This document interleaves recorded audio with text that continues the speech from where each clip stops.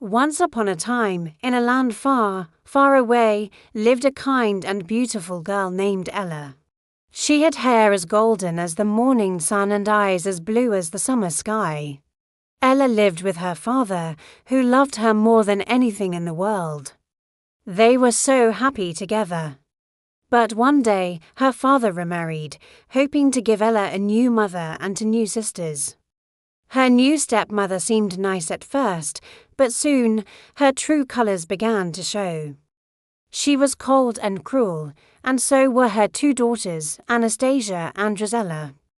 They were jealous of Ella's beauty and kindness. When Ella's dear father passed away, her life changed forever. The stepmother and stepsisters stopped pretending to be kind. They turned Ella into a servant in her own home. They made her scrub the floors, cook the meals, and mend their clothes.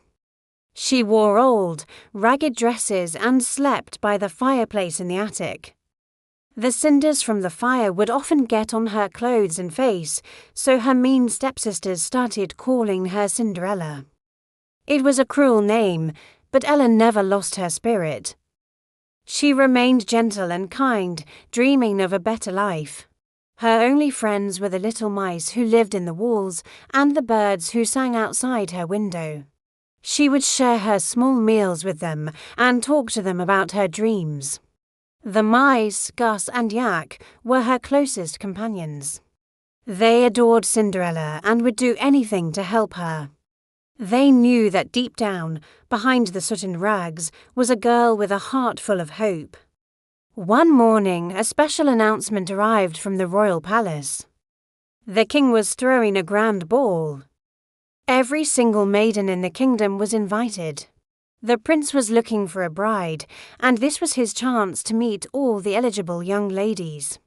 The whole kingdom buzzed with excitement. Cinderella's stepsisters could talk of nothing else. They spent days picking out fancy fabrics and bossing Cinderella around. Cinderella, fetch my pearls. Cinderella, iron this sash. They dreamed of dancing with the prince and becoming his wife. Cinderella's heart ached. Oh, how she wished she could go to the ball too. Timidly, she approached her stepmother. "Stepmother," she said softly, "may I go to the ball as well?" The invitation said every maiden is invited. Her stepmother looked at her with a wicked smile. "You? To the ball? Look at you in those filthy rags. You'd be a disgrace." But then she pretended to be fair. "Of course, you can go. If you finish all your chores. And if you can find something suitable to wear." Cinderella's heart leaped with a tiny bit of hope. Maybe, just maybe, she could go. She rushed to the attic and found an old dress that had belonged to her mother. It was a little old-fashioned, but with a few changes, it could be beautiful. While she worked hard on her chores, her little animal friends decided to help. The mice, Yak and Gus, and their friends found colourful ribbons and shiny beads that the stepsisters had thrown away.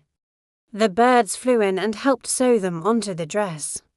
They worked all day, snipping and stitching, turning the old pink dress into something truly lovely. They wanted to surprise Cinderella and make her dream come true. Finally, Cinderella finished all her chores. The house was spotless. She sighed, looking at her old rags. There was no time to fix her mother's dress. Just as she was about to give up, her animal friends revealed their surprise. There, on her dress form, was the most beautiful gown she had ever seen. It was her mother's dress, magically transformed. Cinderella was overjoyed.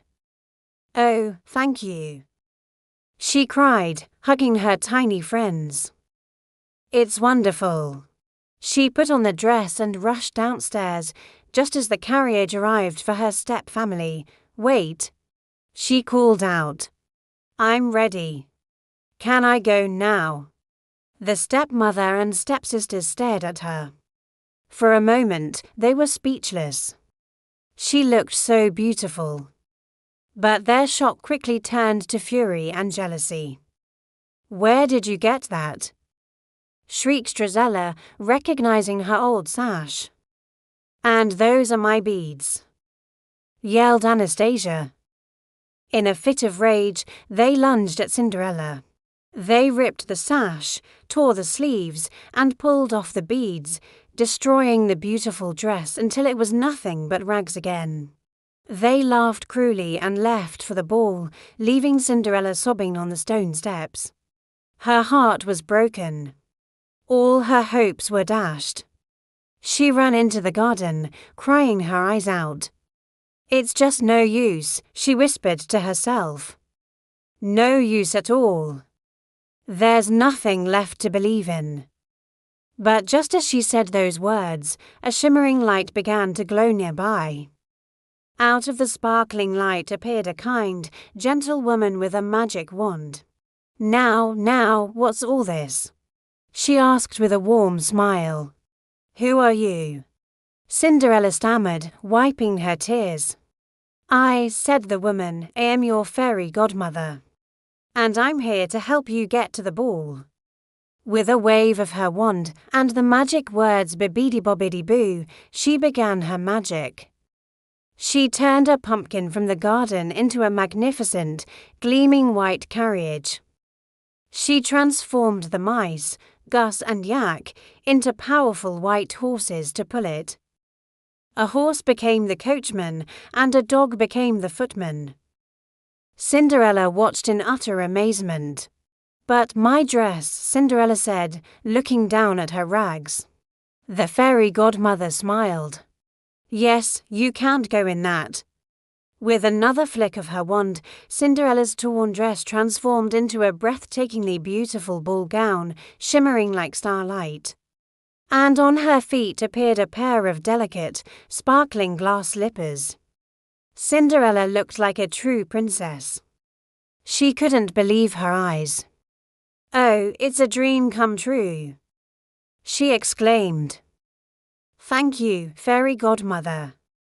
The fairy godmother smiled, but gave her a warning. "It is a wonderful dream, my dear, but like all dreams, it must end. On the stroke of midnight, the magic will wear off, and everything will turn back to what it was before." Cinderella promised she would remember. She hopped into the magical carriage, waved goodbye, and rode off to the palace. When she arrived, everyone turned to stare. No one knew who this mysterious, beautiful princess was. The prince, who had been bored all evening, saw her from across the room and was instantly captivated. He walked straight to her and asked her to dance. As they waltzed across the ballroom floor, it was as if they were the only two people in the world. They danced and talked all night, falling more and more in love with each other. Cinderella was so happy she completely forgot about the time. Suddenly, she heard the palace clock begin to chime dong dash dash dash dong dash dash dash dong midnight. "Oh, I must go," she cried, pulling away from the prince. "Wait. I don't even know your name," he called after her. But she was already running down the grand staircase. In her haste, one of her glass slippers fell off. There was no time to go back for it. She leaped into her carriage just as the final bell tolled. The magic vanished. The carriage turned back into a pumpkin, the horses into mice, and her beautiful gown into rags. She was just Cinderella again, left with only one glass slipper as proof that her magical night had been real.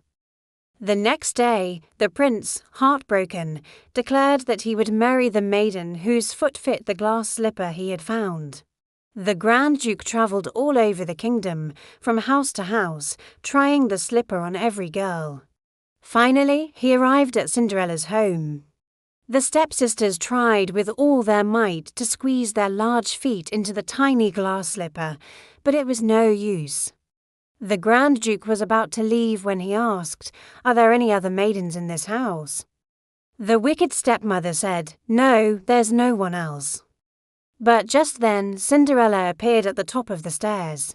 The stepmother, in a final act of cruelty, tripped the footman carrying the slipper, and it shattered into 1,000 pieces on the floor. The Grand Duke was horrified. All hope seemed lost. But Cinderella smiled gently and said, "But I have the other slipper." She pulled the matching glass slipper from her pocket. It fit her foot perfectly. The prince was overjoyed to find his mysterious love. Cinderella and the prince were married soon after in a grand ceremony. She forgave her stepsisters for their cruelty, and she lived with the prince in the castle, happily ever after, and her kindness, courage, and belief in her dreams proved that magic can be found in the most unexpected places. Thanks for watching our story today. Don't forget to subscribe for more wonderful tales.